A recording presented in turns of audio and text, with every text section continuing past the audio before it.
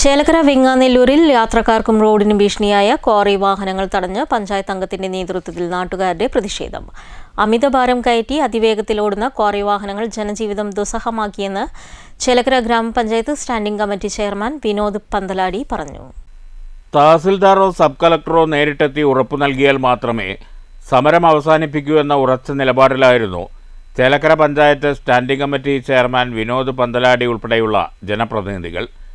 ചേലക്കര തൊഴുപ്പാടം റൂട്ടിൽ പ്രവർത്തിക്കുന്ന കരിങ്കൽ ക്വാറികളിലേക്ക് പ്രതിദിനം നൂറുകണക്കിന് ടോറസ് ലോറികളാണ് അമിതഭാരം കയറ്റി സർവീസ് നടത്തുന്നത്.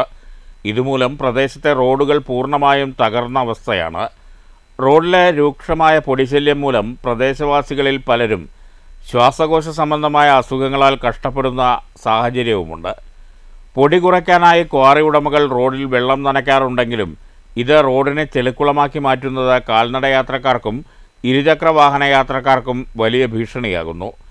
ഇത്തരം പ്രശ്നങ്ങളെ ചോദ്യം ചെയ്ത 23-ാം വാർഡ് മെമ്പർ സരിത പ്രമോദിനെതിരെ വധഭീഷണി വരെ ഉണ്ടായതായി വിനോദ് പന്തലാടി ആരോപിച്ചു. ഇവിടെ ഈ വെങ്ങാനല്ലൂർ മേഖലയിൽ ജനജീവിതം ദുസ്സഹമായിക്കൊണ്ടിരിക്കുകയാണെന്ന് പറഞ്ഞു കഴിഞ്ഞാൽ ദുസ്സഹമാണ്. ഇവിടെ ജീവിക്കാൻ പറ്റാത്തൊരു സാഹചര്യമാണ് ഈ വെങ്ങാനല്ലൂർ മേഖലയിൽ.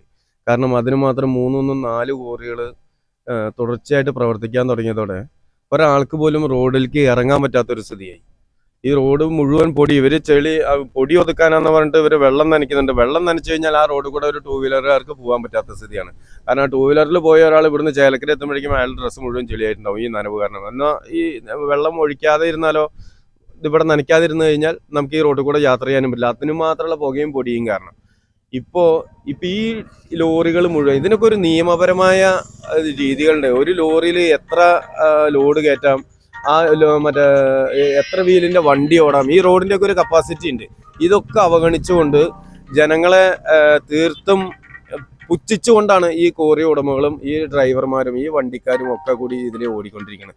അതിനൊരു അറുതി വരുത്തണം. അതിനു വേണ്ടിയിട്ടാണ് ഇന്നിപ്പോൾ ഇവിടെ ഈ വണ്ടികൾ തടഞ്ഞിട്ട്. എന്ന് മാത്രമല്ല, ഇതിനു മുമ്പ് ഇവിടെ ആ റോഡിൻ്റെ ശോച്യാവസ്ഥ കാരണം ആ റോഡിൽ ആകെ പൊടിയായി ഇവർ നനയ്ക്കാതെ അതിനു വേണ്ടിയിട്ട് സമരം ചെയ്ത വണ്ടി തടഞ്ഞ വാർഡ് മെമ്പറെ ഇതാ നിൽക്കുന്നു. ഈ വാർഡ് മെമ്പറെ ഞങ്ങൾക്കിതൊരു വിഷയമല്ല, ഞങ്ങൾ വണ്ടി ബ്രേക്ക് പോയി എന്നുള്ളൊരു പരാതിയെ ഞങ്ങൾക്ക് വരും. കൂടി വന്നാൽ 6 മാസം ഞങ്ങളുടെ ലൈസൻസ് സസ്പെൻഡ് ആവും, ആ മെമ്പർ ഇവിടെ ഉണ്ടാവില്ല, മെമ്പർ ഭൂമിയിൽ ഉണ്ടാവില്ല എന്നടക്കം പറഞ്ഞുള്ള ഭീഷണികളാണ്.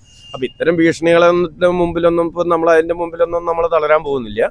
പക്ഷെ ഇത് കാര്യങ്ങൾക്ക് ഒരു അറുതി വരുത്തിയിട്ട് ഈ സമരം ഞങ്ങൾ അവസാനിപ്പിക്കുന്നുള്ളൂ. പ്രദേശവാസികളുടെ ജീവനും സ്വത്തിനും സംരക്ഷണം നൽകണമെന്നും അമിതമായി ഭാരം നിറച്ചു പോകുന്ന വാഹനങ്ങളെ നിയന്ത്രിച്ച് റോഡുകൾ കൃത്യമായ നിലവാരത്തിൽ നിർമ്മിക്കണമെന്നുമാണ് പ്രതിഷേധക്കാരുടെ പ്രധാന ആവശ്യം. ശാശ്വതമായ പരിഹാരം കാണാതെ സമരരംഗത്ത് നിന്ന് പിന്നോട്ടില്ലെന്ന് നാട്ടുകാരും ജനപ്രതിനിധികളും വ്യക്തമാക്കി. റോഡ് ഇത്രയും ഹെവി ലോഡുകളാണ് പോയിക്കൊണ്ടിരിക്കുന്നത്. അത് താങ്കളുടെ ശേഷി ഈ റോഡിനില്ല. റോഡാകെ പൊട്ടിപ്പൊളിഞ്ഞ് ആകെ നാശമായി ഇതായി. റോഡിൻ്റെ ലിമിറ്റ് ഇല്ല, ലോഡിൻ്റെ എത്ര ലിമിറ്റ് ഇല്ല. അത് ഇത് കണ്ടപ്പോൾ 40-50 ടൺ ലോഡ് വെച്ചിട്ടാണ് വണ്ടികൾ പോയിക്കൊണ്ടിരിക്കുന്നത്. ഇതിൽ റോഡ് ആകെ നാശമായി.